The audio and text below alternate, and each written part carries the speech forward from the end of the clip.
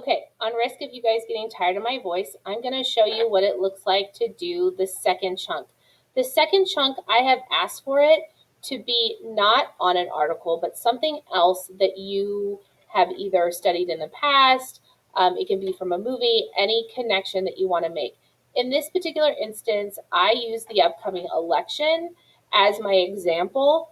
Do you remember Cafe Squid? It's comparison, anecdotes, facts, examples, statistics, quotes, illustration, details, descriptions, or definitions. You use one of those to help support. So I used an example this time of the upcoming elections. So I went ahead and I wrote a second chunk, and here it is.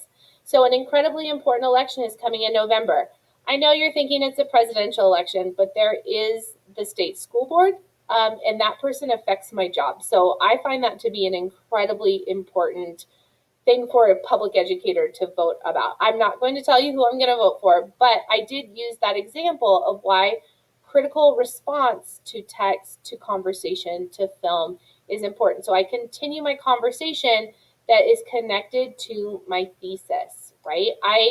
I'm not writing about an article. I'm not even writing about critical writing. I'm writing about this thesis. This idea of critical analysis is a skill that all people need.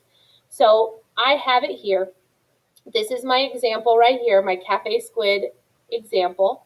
Okay, and then I spend commentary. Notice that this chunk is 2 paragraphs. It's not 1 paragraph, it's 2 paragraphs. So chunks are not always 1 paragraph. And because I have Grammarly, I have this little correction that you should have because you installed Grammarly into your computer, hopefully, and you get those little updates saying that you have a grammar mistake. So now the body of my text is now a little bit longer, and I'm going to just see how many words I have. I have 258 words. Okay, hopefully that's helpful. Happy writing.